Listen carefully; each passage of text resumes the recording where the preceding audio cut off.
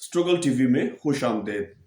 आज के प्रोग्राम में हम बात करेंगे ईरान पर इसराइल ने जो हमला कर दिया है और एक तरह से ईरान इसराइल जंग का एक बाकायदा आगाज़ होता हुआ नज़र आता है।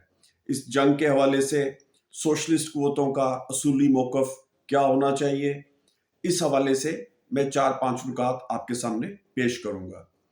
सबसे पहली बात कि कोई भी साम्राज्य मुल्क या साम्राज्य मुल्कों की हमायत से इसराइल जैसा एक नीम साम्राज्य मुल्क तीसरी दुनिया के किसी मुल्क पर हमला करे, हम उसके शदीद ख़िलाफ़ हैं। बावजूद इसके कि ईरान में कायम एक मजहबी आमरीत के हम शदीद ख़िलाफ़ रहे हैं, हमेशा से ख़िलाफ़ रहे हैं। इसके बावजूद हम इस हमले को रद्द करते हैं, इसकी मज़म्मत करते हैं और हम दुनिया भर के मेहनत कशों से अपील करते हैं कि वो इस जंग को रोकने के लिए सड़कों पर निकलें। हमारा ये मौक़िफ़ सिर्फ ईरान की हद तक नहीं है। जब भी साम्राज्य ममालिक ने तीसरी दुनिया के ममालिक पर या ताकतवर साम्राज्य ममालिक ने कमज़ोर ममालिक पर हमला किया तो हमने हमेशा कमज़ोर मुल्क की हिमायत की, हमने साम्राज्य हमले की मुखालफत की। ये मुखालफत हमने आज से 3 साल पहले उस वक्त भी की जब रूसी साम्राज्य ने यूक्रेन पर हमला किया। ये मुखालफत हमने उस वक्त भी की जब इराक पर अमेरिका ने 2 दफ़ा हमला किया और ये मुखालफत हमने उस वक्त भी की जब अफ़गानिस्तान पर 2001 में अमेरिका ने हमला किया। हम सद्दाम हुसैन की आमरीत के बिल्कुल हामी नहीं थे। ये एक बदतरीन आमरीत थी। सद्दाम हुसैन ने अपनी आमरीत का आगाज़ वहाँ की कम्युनिस्ट पार्टी के कारकुनों की कत्लेआम से और शहादतों से किया। हज़ारों कारकुन इराकी कम्युनिस्ट पार्टी के जो रुकन थे उनको जान से मार दिया गया, एक कत्लेआम किया गया। उसके बाद हमने देखा कि अपोजिशन के हर फैक्शन को उसने एलिमिनेट किया, उसमें मजहबी सियासी जमातें भी थीं और फिर हमने देखा 90 की दहाई में कुर्दों का एक कत्लेआम किया गया, उनके खिलाफ गैस का इस्तेमाल किया गया, उनको एक जहरीली गैस के ज़रिए हज़ारों की तादाद में मारा गया, गाँव के गाँव खाली हो गए। एक बदतरीन आमरीत थी।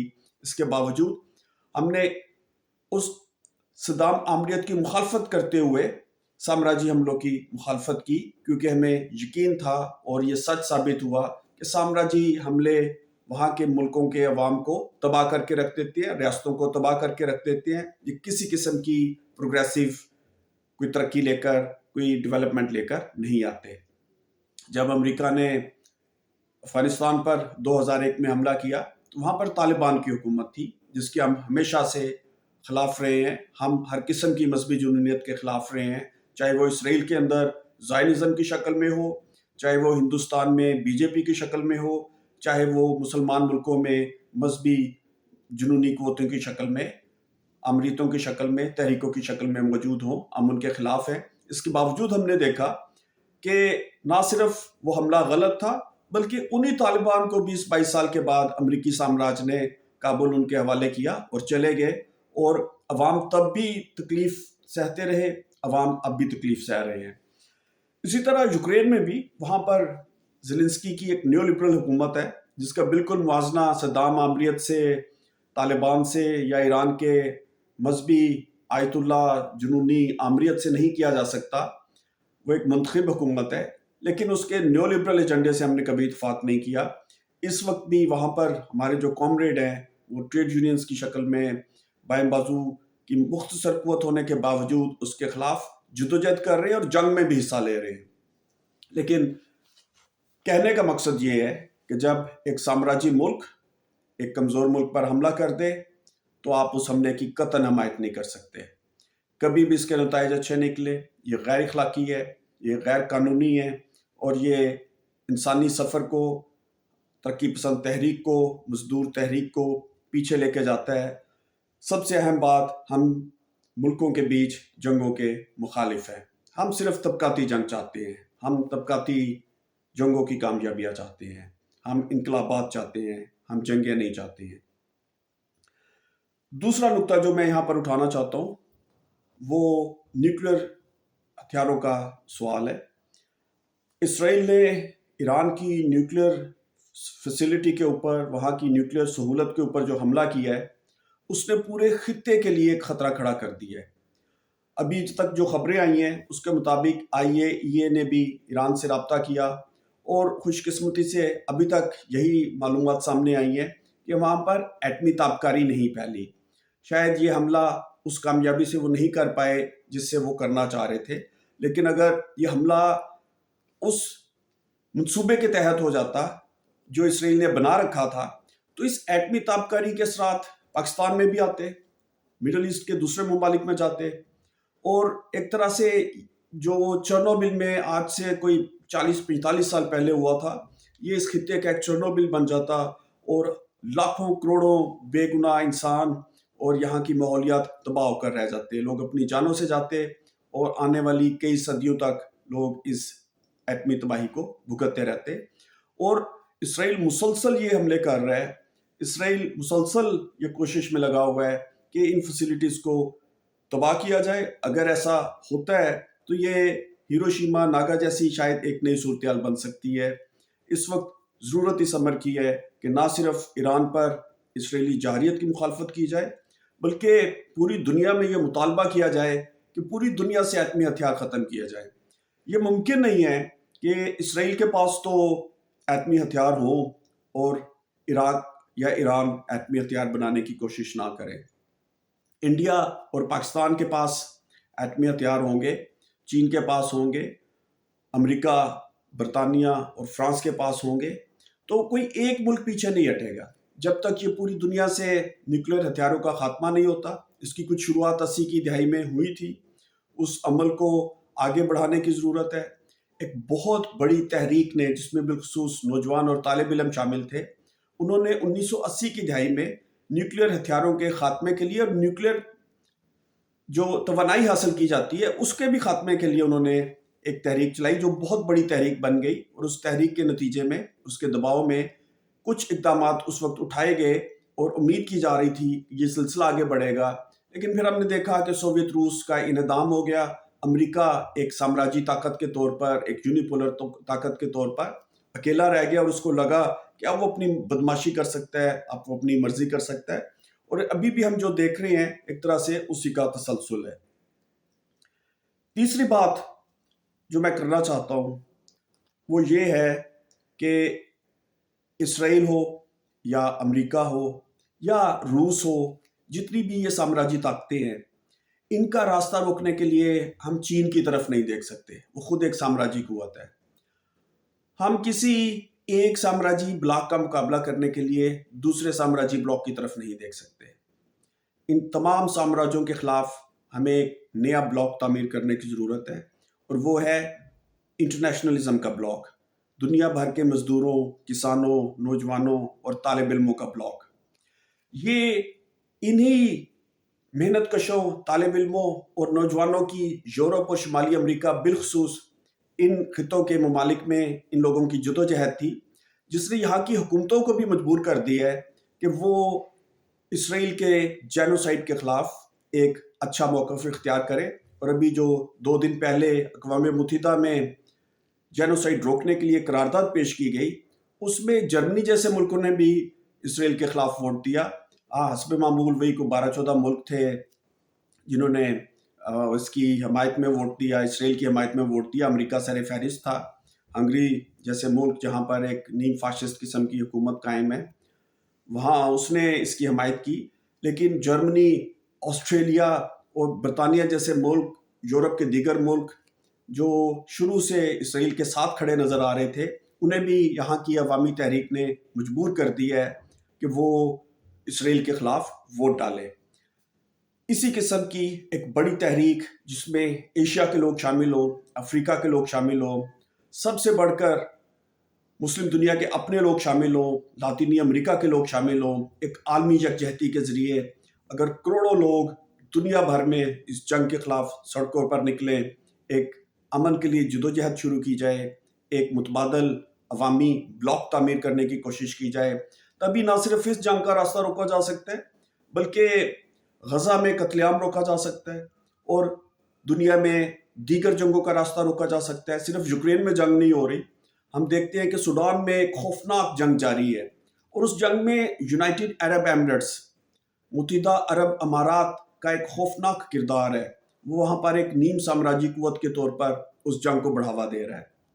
ہم دیکھتے ہیں کہ افریقہ کے بعض ممالک میں، لیبیا میں بھی ایک عرصے سے خانہ جنگی جاری ہے جو پراکسی وارز بن چکی ہیں، اور ان پراکسی وارز کے پیچھے بھی آپ کو کہیں ترکی، UAE، سعودی عرب نظر آئیں گے، کہیں پہ روس اور امریکہ نظر آئیں گے، یا بعض دیگر یورپی طاقتیں نظر آئیں گی۔ ان تمام جنگوں کو، یہ جو نام نہاد خانہ جنگی ہیں، یہ جو پراکسی وارز ہیں، یہ بھی در حقیقت سامراجی جنگوں کا تسلسل ہے۔ ایک بات یاد رکھیں، چین اور امریکہ، روس اور چین، روس اور امریکہ یہ کبھی بھی آپس میں نہیں لڑیں گے۔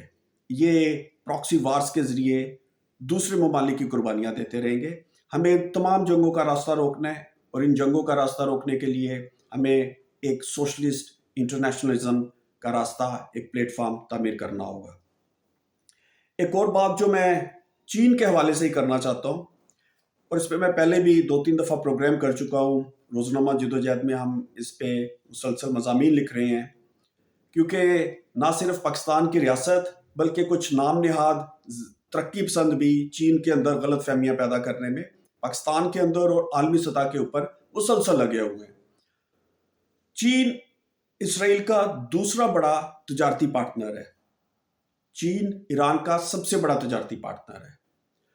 ابھی جب یہ خبریں آئیں کہ اسرائیل نے چین پر حملہ کر دیا ہے، تو چین نے ایک منافقانہ سا بیان ایران کے حق میں یہ ضرور دیا کہ ہم ایران کی سلامتی کے قائل ہیں، لیکن اس نے اسرائیل کی مذمت نہیں کی۔ چین نے بھی وہی بیان دیا جو نیٹو نے دیا ہے۔ نیٹو نے کہا کہ ہم ڈی ایسکلیشن چاہتے ہیں۔ اتفاق سے میں یہ پروگرام اسٹاک ہوم سے کر رہا ہوں، اور نیٹو کا جو جنرل سیکرٹری تھا آج اسٹاک ہوم میں ہی تھا، اس نے میڈیا سے بات کرتے ہوئے کہا کہ ہم ڈی ایسکلیشن چاہتے ہیں۔ حسب معمول سامراج کے اس بدترین جنگی اتحاد نے اسرائیل کی مذمت نہیں کی۔ انہوں نے یہ نہیں کہا کہ اسرائیل نے جارحیت کی ہے، ظلم کیا ہے، اور اس کی ہم مذمت کرتے ہیں۔ اسی قسم کا بیان چین نے بھی دیا ہے۔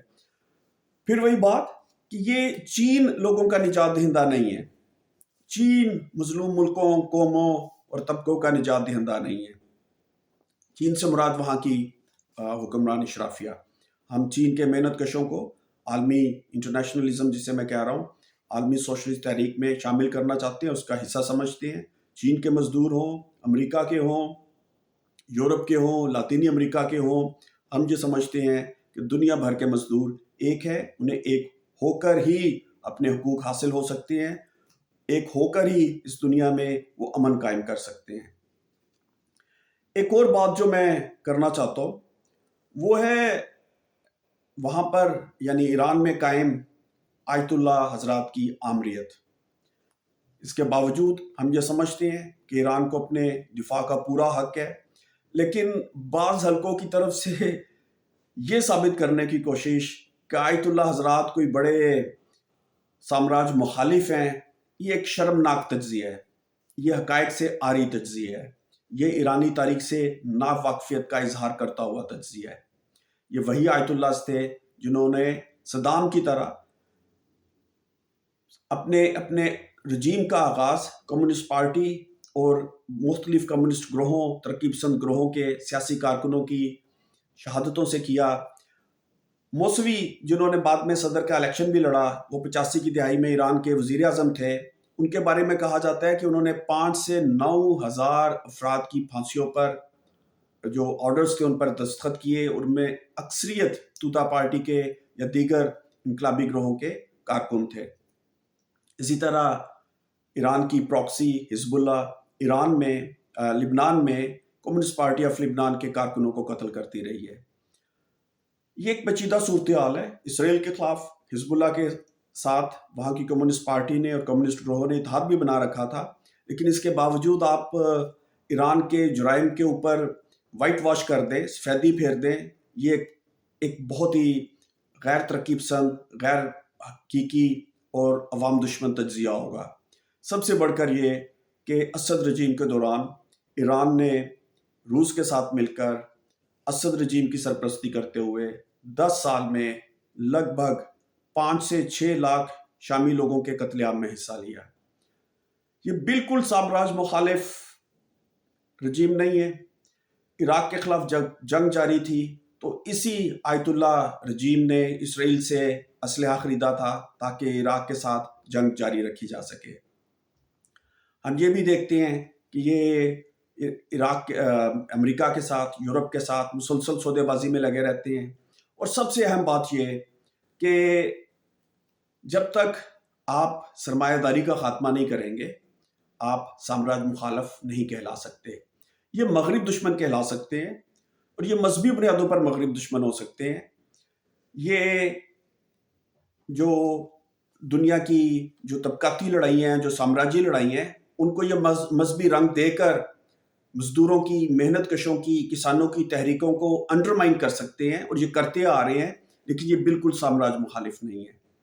حقیقت یہ ہے کہ انقلاب کے بعد جو سب سے بڑے بلینئر بن کر ابھرے ان میں ایران کے ایک سابقہ صدر بھی شامل تھے. ان میں سب سے سر فہرست یہ آیت اللہ حضرات خود ہیں. یہ ایران میں سرمایہ داری اور نیو لبرلزم کے سب سے بڑے چیمپئن ہیں. تو یہ سامراج مخالف نہیں ہو سکتے. اور اگر آپ کو اتنا ہی شوق ہے مولویوں کے اندر سامراج مخالفت ڈھونڈنے کا تو پھر آپ طالبان کا پوسٹر بھی اٹھایا کریں، پھر آپ القاعدہ کا پوسٹر بھی اٹھائیں. انہوں نے بھی بہت زیادہ سامراج مخالفت کی ہوئی ہے. تو یہ لوگ جو آیت اللہ حضرات کو سامراج مخالف بنا کر لوگوں میں خوش فہمیاں، غلط فہمیاں اور محنت کشوں میں غلط معلومات پھیلا رہے ہیں، غلط تجزیہ پھیلا رہے ہیں، وہ ہرگز محنت کشوں کے دوست نہیں ہیں. میں اس موضوع پر علیحدہ سے ایک پروگرام کروں گا آنے والے دنوں میں. لیکن فی الحال ایک مرتبہ پھر اپنے اس مطالبے کے ساتھ اور اس امید کے ساتھ کہ دنیا بھر میں محنت کش، ترقی پسند قوتیں، خواتین، نوجوان ایران کے خلاف اسرائیل کی اس جنگی جارحیت کو روکنے کے لیے سڑکوں پر نکلیں گے.